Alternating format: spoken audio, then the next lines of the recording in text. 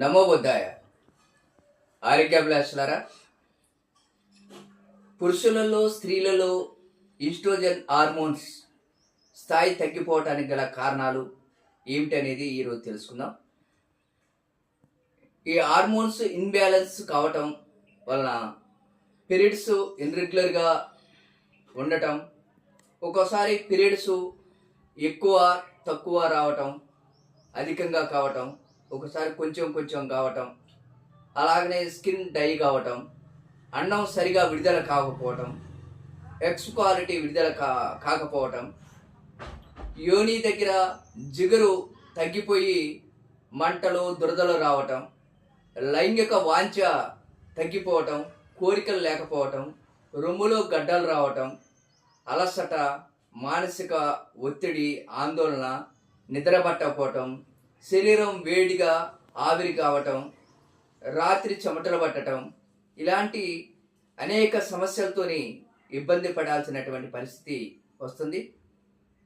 అధిక బరువుగా ఉండటం, నిద్ర లేకపోవటం, దీనివల్ల పురుషులనైతే స్త్రీలలో కూడా కొందరు థైరాయిడ్, షుగరు లాంటి సమస్యలు కూడా ఎదుర్కోవటం, పీసీఓడి సమస్య, ఇలాంటి అనేక సమస్యలతోని ఇబ్బంది పడతారు.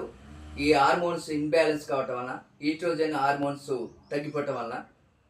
దీనికి చికిత్సా మార్గాలు ఆయుర్వేదిక్లో లేదా ఇంటి వైద్యంకు సంబంధించి శొంఠి, ఇంగువ, సూర్ణంలో బెల్లం కలిపేసి ఉండలుగా చేసి ఉదయం సాయంత్రం ట్యాబ్లెట్ లెక్క ఆ సూర్ణం ఉండల్ని తినాల్సి ఉంటుంది.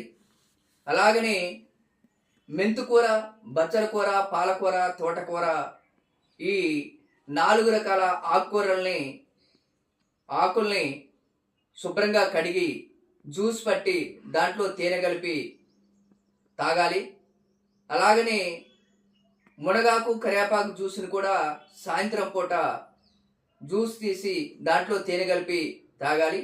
ఉదయం మెంతుకూర, బచ్చల కూర, పాలకూర, తోటకూర జ్యూసు, సాయంత్రం మునగాకు, కరివేపాకు జ్యూసు తాగాలి. 2 పూట్ల శొంఠి, ఇంగువ, బెల్లంతో చేసినటువంటి ఉండలుగా చేసినటువంటి ట్యాబ్లెట్స్ని వాడాలి. ఫైబర్ ఫుడ్ని ఎక్కువగా తీసుకోవాలి. పళ్ళ రసాలు, పండ్లు, అలాగనే పచ్చటి ఆకుకూరల్ని ఎక్కువగా తీసుకోవాలి.